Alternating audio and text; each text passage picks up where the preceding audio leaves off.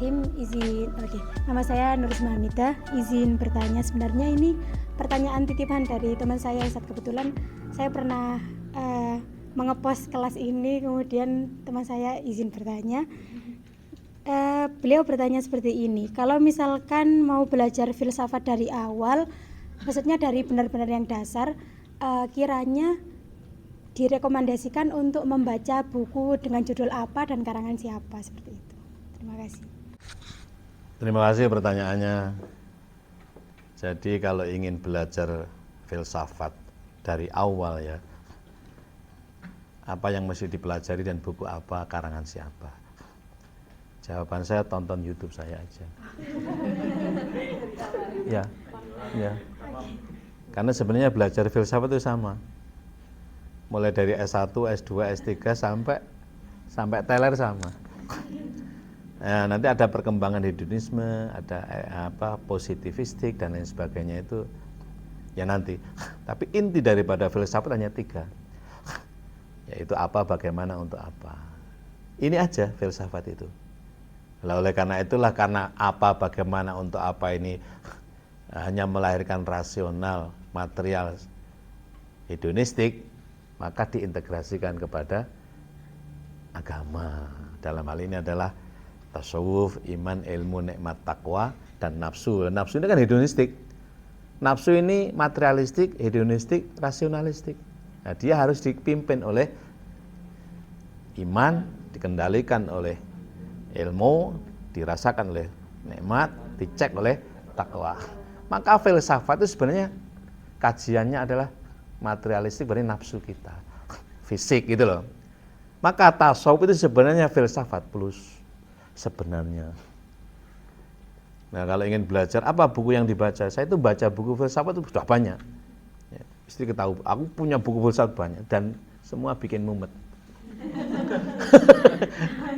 Baik yang berbahasa Arab maupun bahasa ini sama-sama bikin mumet itu. Ya pada akhirnya ya. Tapi setelah saya enggak. Jadi kalau gini, ada 2 teori dulu pernah saya sampaikan, yaitu pendekatan Dirosi dan Wirosi, ya toh? Apa Dirosi itu? Membaca sekedarnya. Lalu Wirosi itu apa? Mencari warisan, intuisi. Yang pertama namanya pendekatan lateralistik, membaca banyak lateral. Yang kedua intuitif. Jangan hanya membaca ini, tapi baca dirimu. Apa itu? Ya, kamu jangan kepengen bisa, minta dibisahkan. Jangan kepengen bisa, jadi mintalah dibisahkan. Ojo kepengen menguasai opo gitu, enggak usah. Ingin dapat aja, dapat warisan. Caranya gimana? Perbaiki persangkaanmu pada Allah. Jangan suudzon pada siapapun. Bagaimana memperbaiki persangkaan pada Allah itu? Jangan punya prasangka jelek pada makhluknya. Ya toh, kalau kamu bertakdir tidak enak itu kan, ya apa nyalah-nyalahkan siapa itu? Itu sama dengan menyalahkan Allah kan?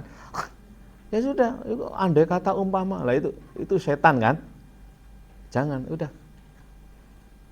Temukan hikmah, temukan nikmat, temukan rasa supaya syukur. Bersihkan, bahasanya kan tasawuf kan, sofa kan, apa? Sofa, marwah kan? Sofa, marwah, bersihkan semua sangka-sangka yang tidak positif agar supaya bisa bahagia. Marwah itu bahagia kan? Artinya apa? Kita juga bisa memulai dari bahagia. Orang itu bisa marwah, bisa bahagia kalau tidak punya prasangka negatif. Happy-happy aja itu loh. Jangan perbanyak ibadah. Maksudnya bukan itu, maksudnya ojo kakean ibadah tambah guna-gulana. Happy kan dirimu. Kalau kamu belum happy aja sholat, tambah puyeng. Udah, ridhokan dirimu, baru kamu laksanakan, enak nanti, ketemu. Tapi tentu berlatih ya, setiap saat, gak serta-merta. Makanya jangan meremehkan aktivitas apapun. Kadang Allah itu memberikan, jangan meremehkan apapun. Kadang kita meremehkan WC. Padahal WC itu, kalau enak mana makan dengan buang air? Iya. Kalau makan kekenyangan itu sakit, tapi kalau ngengek nggak selesai itu kaget kan. Maka ngenge harus tuntas, makan nggak harus tuntas. Makan bisa separuh, tapi kalau ngenge harus semua. Sekarang penting mana antara TV dengan tempat sampah? Saya nggak punya TV nggak apa-apa, tapi nggak punya tempat sampah di rumah bisa kacau. Ya. Artinya apa? Kita ini sering meremehkan hal yang sifatnya itu kurang mendapat perhatian, padahal itu sangat kita perlukan. Situasi buang air besar itu kadang-kadang situasi yang paling nyaman. Kadang-kadang kita kan situasi yang paling enak itu ketika di depan Ka'bah. Kita kadang bohong loh itu. Padahal lu ngene-ngene sama orangnya loh. Kalau menurut saya situasi yang paling enak itu situasi pas duduk di WC. Itu banyak inspirasi. Ya toh? Tapi kalian harus ngerti loh ya, karena kalau WC umum ya jangan itu. Dan disitulah banyak hal yang dicatat. Begitu ada sesuatu catat. Catat kembangkan, catat kembangkan. Ya. Artinya jangan meremehkan apapun. Lah, apa itu? Tahtakir minal ma'rufi syai'an.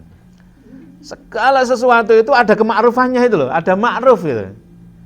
Sedikit pun jangan kau hinakan. Itulah untuk mendapatkan wirsah. Nanti hafalan datang sendiri kalau ya. Kalian hafalan Quran kan? Hafalan Quran itu ya toh. Hafalan Quran kan bisa kacau balau ketika hati kita tidak. Ya pokoknya gini, jangan membatasi kehidupan yang ritualistik itu dianggap ibadah, yang lain tidak. Itu antara lain ya. Bahwa justru yang tidak ritualistik itu kadang-kadang malah ibadah. Buang sampah misalnya, itu justru kadang ibadah. Bersihkan WC kadang malah ibadah. Kenapa? Karena ibadah itu hakikatnya menundukkan diri kita. Mengabdikan diri kita. Nah, sedangkan kita itu kadang-kadang kalau ibadah dalam artian ritualistik itu terus malah ngingoni nafsu kita itu kan. Terus ya apa gitu. Jadi dirosi dan wirosi. Baca sekedarnya tapi bersihkan hatimu. Jangan tidak membaca, kalau nggak membaca juga nggak mungkin. Paling tidak mendengarlah. Jadi tadi yang bertanya dikasih tahu, yang banyak mendengarkan YouTube saya, terutama iklannya jangan di skip. Kalian masih ingat kan bahwa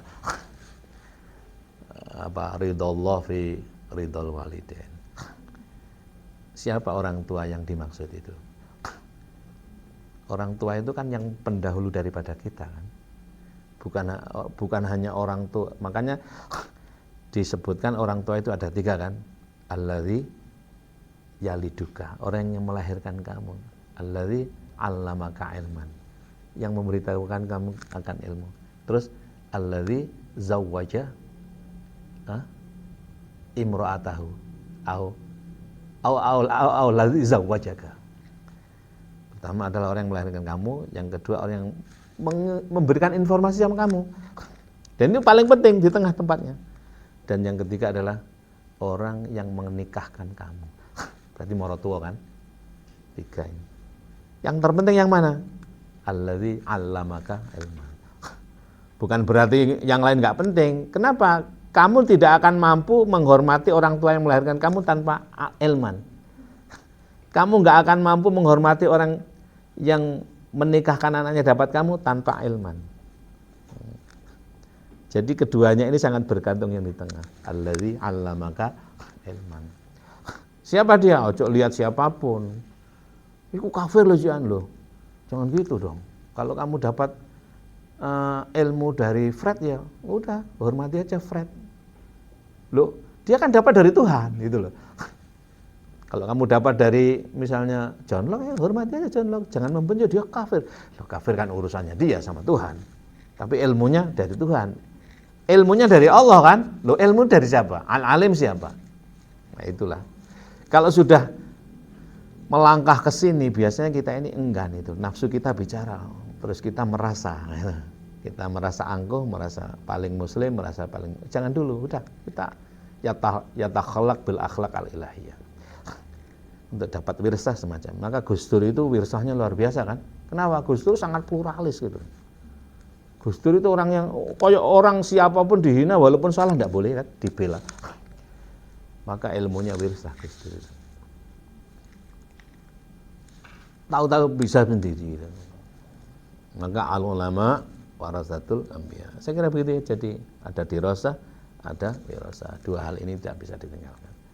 Terima kasih pertanyaannya. Mungkin ada yang lain. Ini banyak yang bertanya yang terakhir.